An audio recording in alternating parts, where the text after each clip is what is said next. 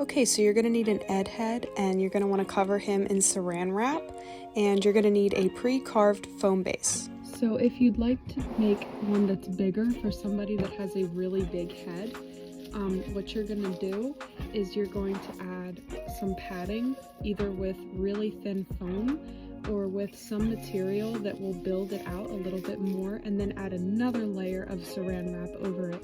But for my project, I'm just going to be using the measurements of the Ed head. So this will just be for that, but if you'd like one a little bit bigger, you can add the padding yourself and then keep following the instructions that I'm about to give you.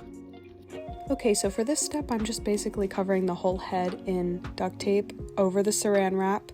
I only do half of the face because I will just flip the pattern. You can do it however you want, but I always just do half of the fursuit head, the head, whatever I'm working on, I just do half. So you only have to duct tape about to right here because, as with a cast foam base, you have it going pretty far on the face. Make sure that your cast foam base is cut out well enough that it sits very similar to this on the base, otherwise it will go down like this and it just won't be good. So make sure that it's deep enough so that the face can fit in it like that. Okay, so now I'm going to be taping the base right where I would like it to be on the Ed head. You can just have somebody hold this if you have an extra hand, but if not, you can just duct tape it to the top and secure it with some pins so that it doesn't fall, just like so.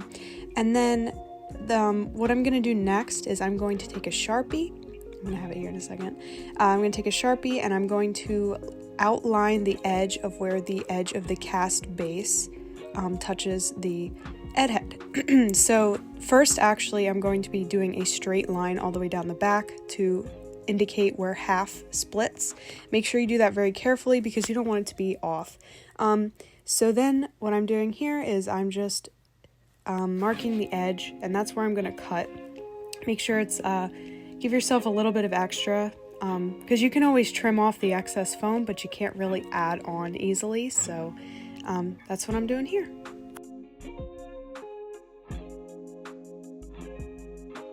Next, I'm going to be cutting out those lines that I just made, so cut down the middle and then cut all of the excess saran wrap and duct tape off so that you have just what you marked with the Sharpie. So your next step is going to be transferring it to your 1-inch foam. You want to ensure that you're using 1-inch foam and not 1/2-inch foam, because when you're using cast foam bases, they're typically much heavier than typical carved bases. So you want to ensure that you have a really thick back end for your head support so that the nose is not drooping over. So the most important step of this is actually your seam allowance, because you based it off of the Ed head skin tight. That would be great for the lining, but unfortunately for the head, you need to have a little bit more room so that the person has some wiggle room. So that's fine. What we're going to do is we're going to add a seam allowance about this big. I'm doing it on this piece because this one was a little bit sloppy with my coloring. You're going to do about that much, and if you have a bigger head, you're going to want to do a little bit more than that. This is about a 1/2-inch seam allowance, and that's going to give you that extra bit of room. You're going to do it all around the outside, and then I use a carving knife to carve it out because scissors hurt my hands, but you can cut it whichever way you want. Another important step is that darts do not need seam allowance. They never need seam allowance. So skipping the darts, I put about a 1/2-inch, maybe closer to 1 inch seam allowance around the outside, because this is going to be my typical base pattern, so I want it to be pretty standard. So this is going to be my everyday one for anyone that has a average sized head.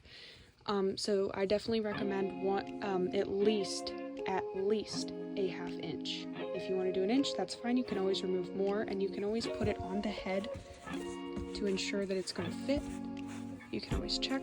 See, this is going to work just fine with the other side. Once you have your two pieces cut out, you're going to make sure that they are like that, so that when they fit together, they'll be the same side. It doesn't matter which side you've colored on because nobody's going to see it. So make sure that you very strongly glue these darts because you do not want those coming off. So glue all of your darts first.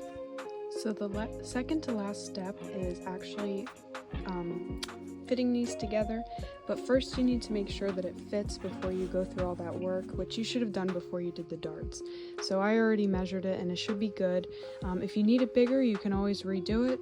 I always suggest doing the one first and then measuring it, because then you don't waste two things of foam.